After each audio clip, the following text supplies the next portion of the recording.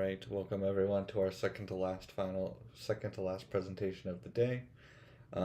We are going to be covering FTP and password cracking. If somebody could just give me a quick hello in the chat so that I know that my audio is working, that would be fantastic.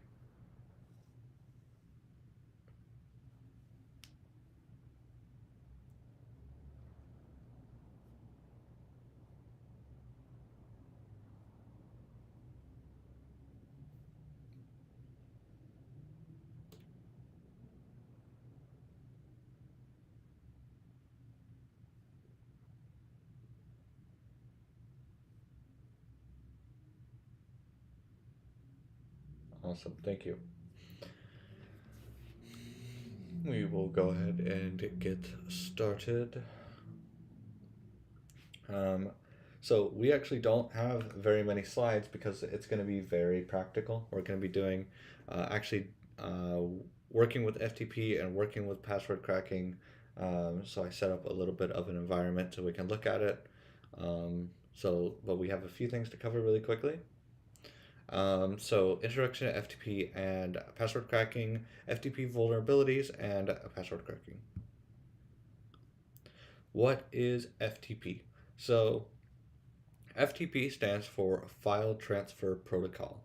So this is a protocol that allows you to transfer files between devices, usually between servers. You generally, whenever you see FTP, generally by default, it's pretty insecure. There's usually not any vulnerabilities in FTP itself, but there generally is a lot of vulnerabilities in the configuration of FTP, which by default is very insecure. So let's look at actually connecting to FTP and looking at that. So let's switch over. Those slides posted. They will be posted after all the events are done. I'll also post the links at the end of the day. I will post the links of all of the rooms and stuff in the Discord. Let's go ahead and take a look here. So let's start up. I already started up a little FTP server here. So what we may want to do first is run an nmap scan. I already know that there is an FTP running on port 2121. We can actually do telnet to it on 2121, and we actually see this PyFTPD lib is ready. We can actually type things in here. It's not understood. So let's actually use a proper FTP terminal.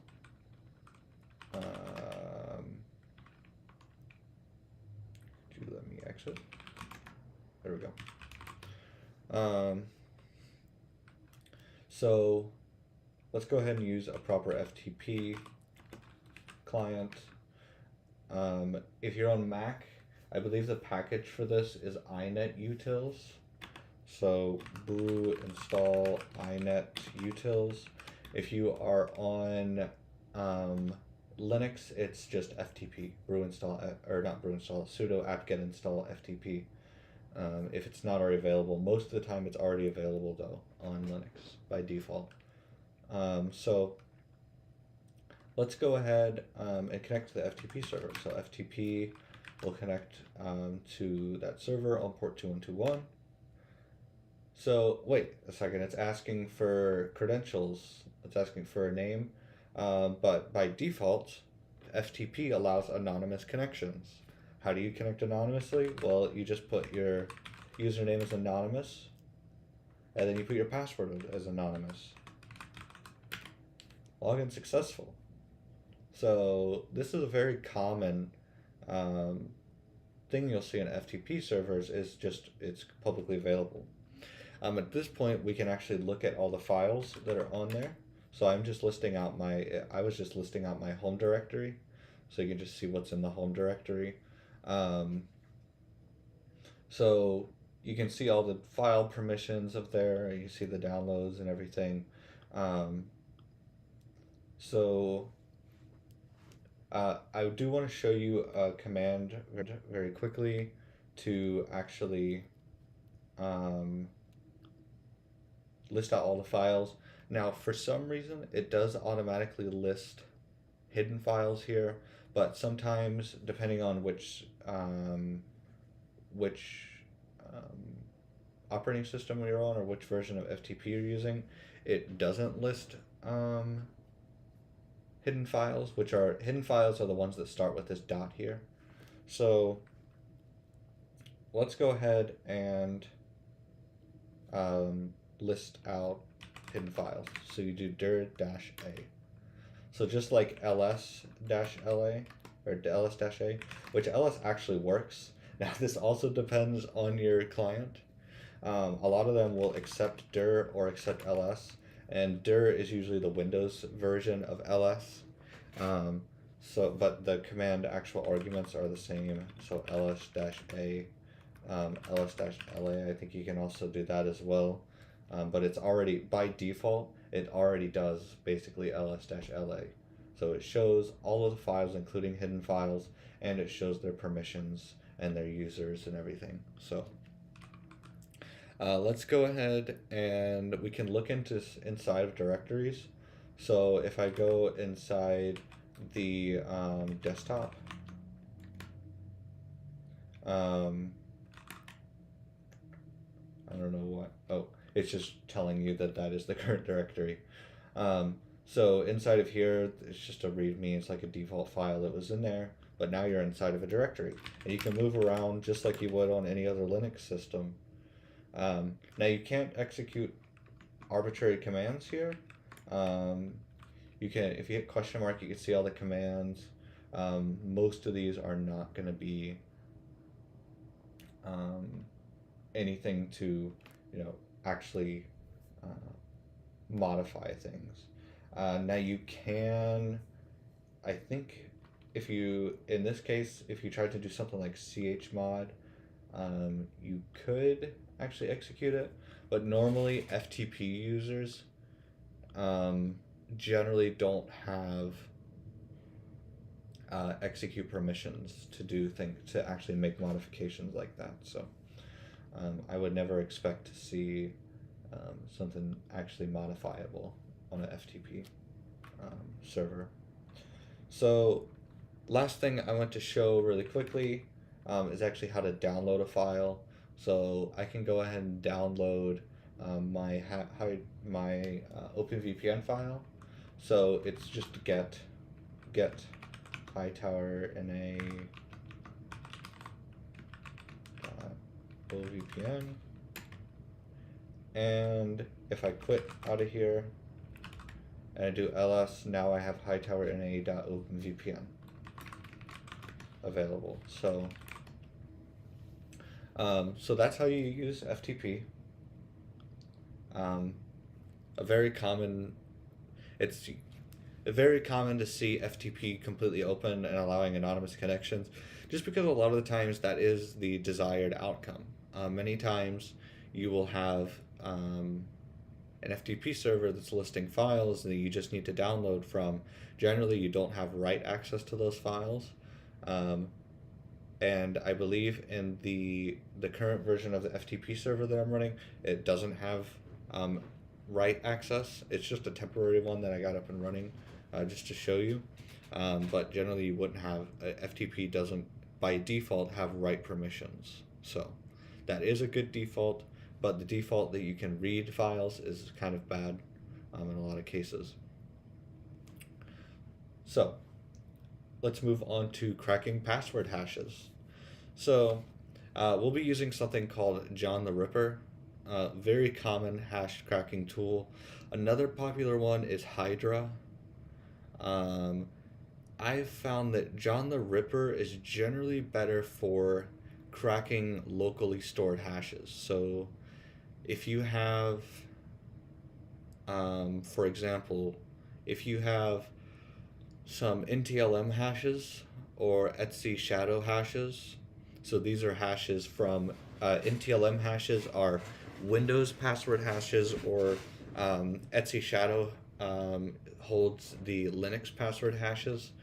If you have those hashes, or what we're going to be doing for our example is zip password hashes, so for zip files. Generally, you would use John the Ripper. If you're trying to brute force like a website, or you're trying to brute force like MT5 hashes, generally I would use Hydra, but John the Ripper, I use them pretty interchangeably for the most part. The only thing about John the Ripper is that Hydra, you can just enter the data in, and it'll crack it. With John the Ripper, you actually do need to convert it to the John hash format to crack the hash, but that's usually pretty easy.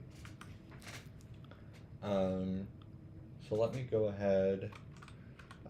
You can install John if you're using Mac. Is brew install John-Jumbo.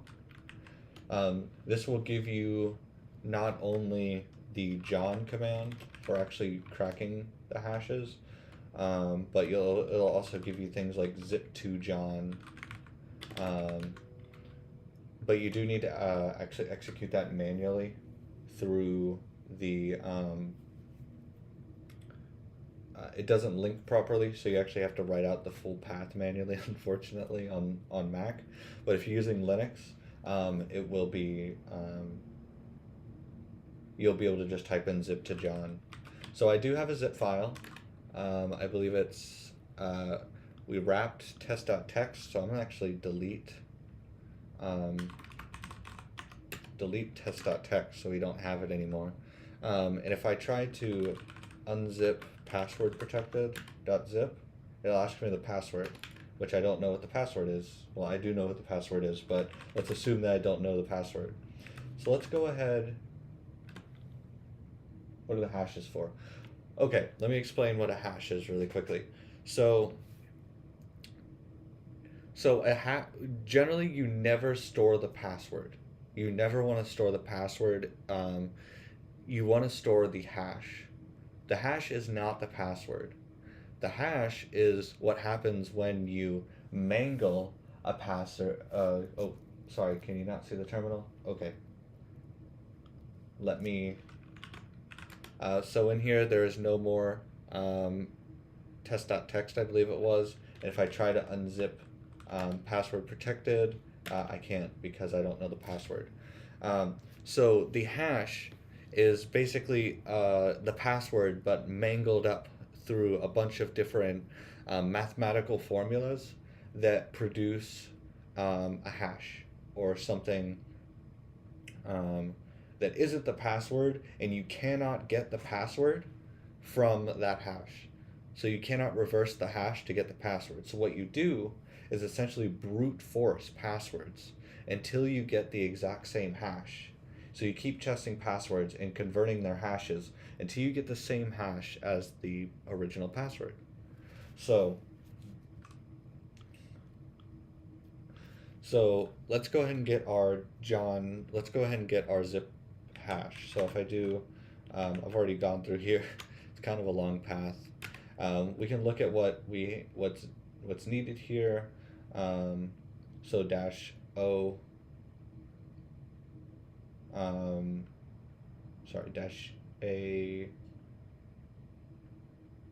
Actually, I think you just have to type in the. So if I do password protected, I get this hash here. So we see password protected.zip. But how does the server know? But how does the server know what exactly are you referring to?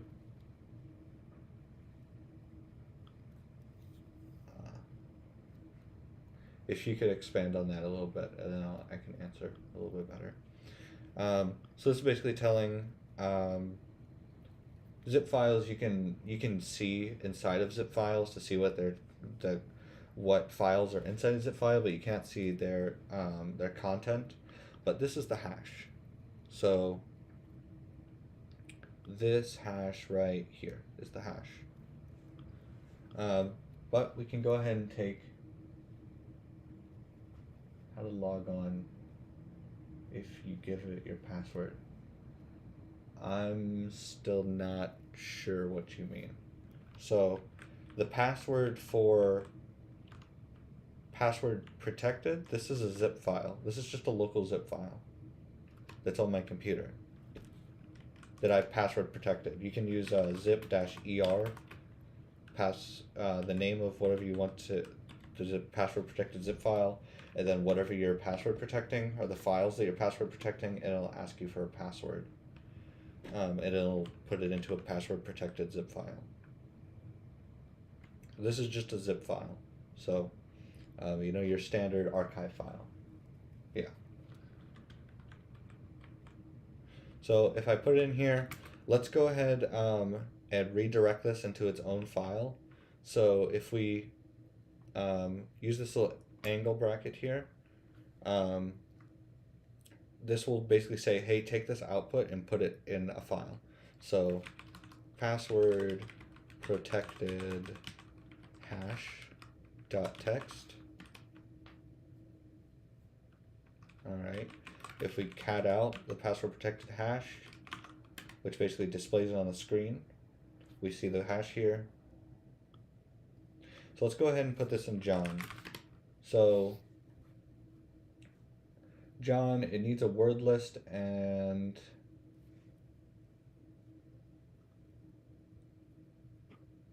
the file. So I believe if you just do John -- word list, and I actually downloaded that rockyou file earlier, so I'm gonna go ahead and use that. So download /rockyou. This is just a list of passwords. I actually know that the password that I used for the text file is actually in the rockyou.txt. And let's go ahead and use our password hash. So password protected hash.txt. Oops. We need to put the format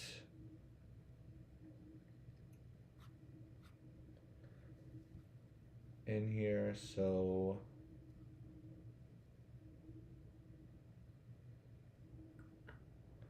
give a list of formats. I think you have to look up the formats.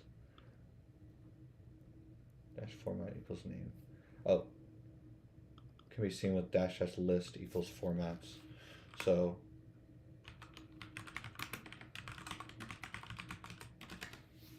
all right, and let's go ahead and search for search. You can either manually go through and look at each of these, or you can use grep to search for zip. So that did not help.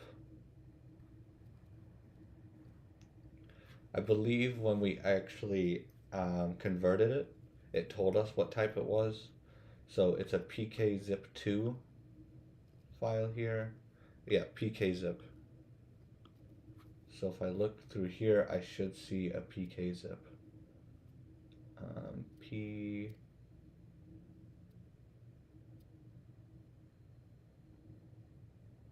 PKZIP, here it is. So let's go back here, -- format equals PKZIP, and I found the password very quickly. Found one password hash. Okay, so I guess this is the password.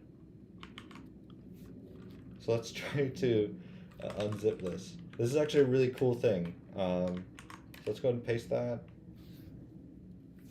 Modem loaded one password hash. Password incorrect. Did this not hash correctly? One password hash.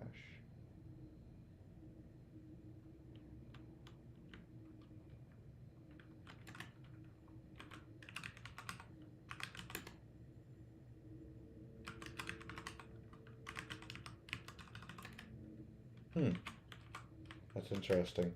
Wonder why it's throwing different passwords. So neither of these are the password.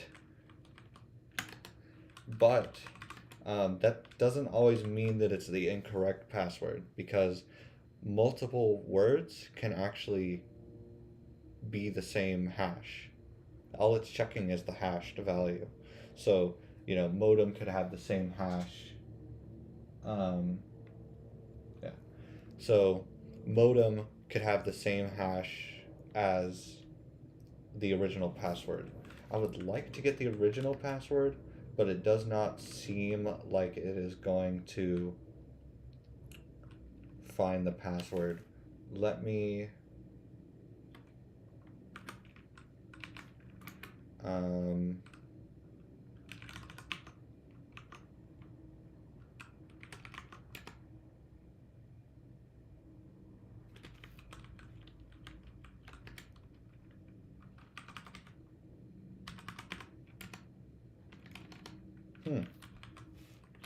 That's interesting.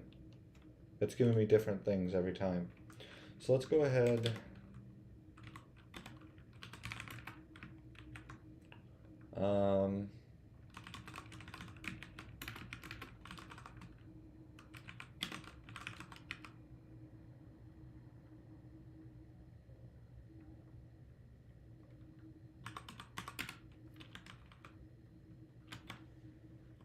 Oops.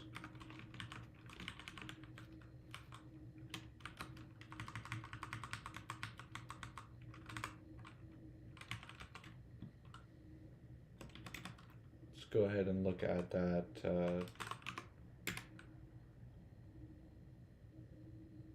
Am I reading this wrong? I don't think that it's using the word list. Hold on a second.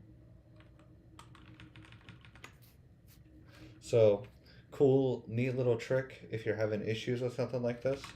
I use something called cheat.sh to cheat on my commands. cheat.sh/John will basically give me a bunch of examples. So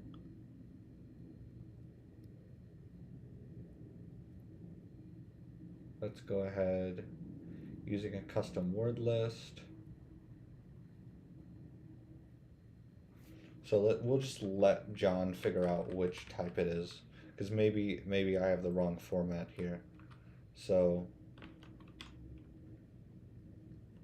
let's go ahead and do the download /rockyou on the hashes. So we'll just let this go ahead and test all the hashes and see what it returns back.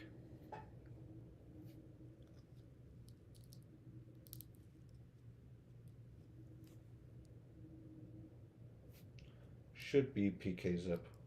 Interesting problem. Still returning this 1, 2, 3, 4, 5, 6.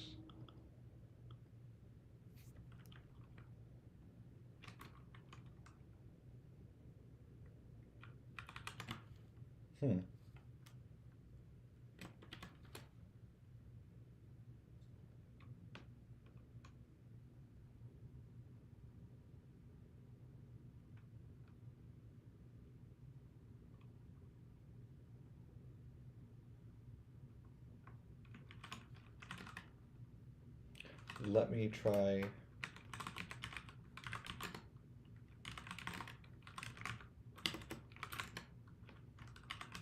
Try this. Maybe macOS is encrypting it in a weird way, so let me go ahead and do this on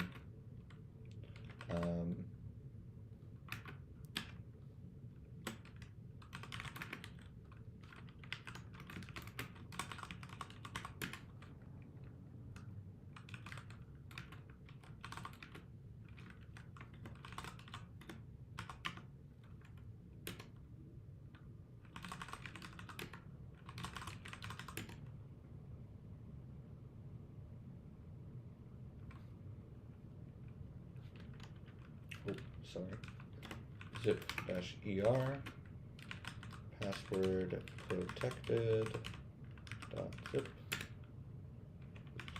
and the test.txt.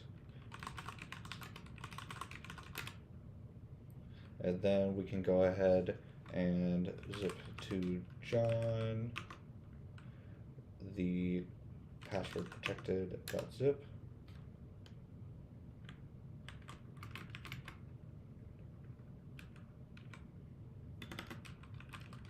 Ziphash.txt. And then we can go ahead and use zip to John. I think I might know what's going on here. I think it's this hash here. It's using more than what it's supposed to. I'm gonna go ahead and test my theory. Zip to John.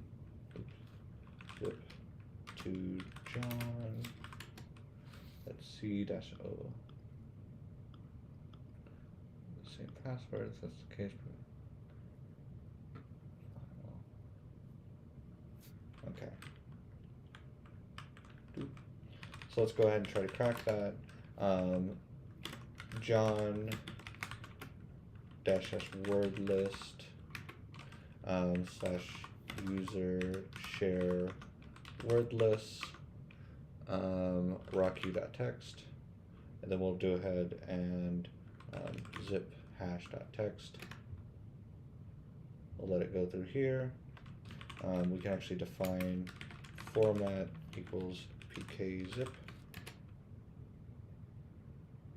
Alright, let's go ahead and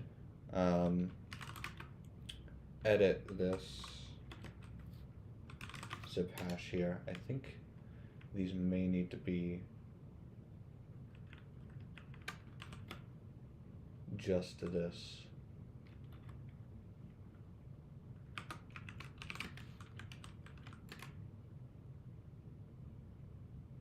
No password hash is loaded.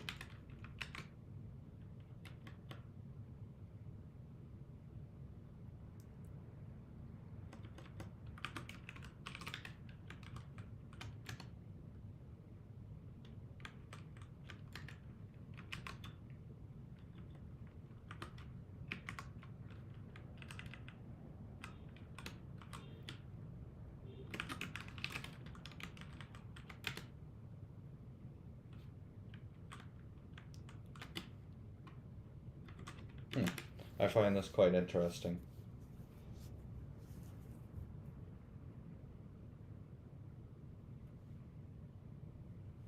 Figured this would be pretty easy. I haven't had this issue before. Correct hashes.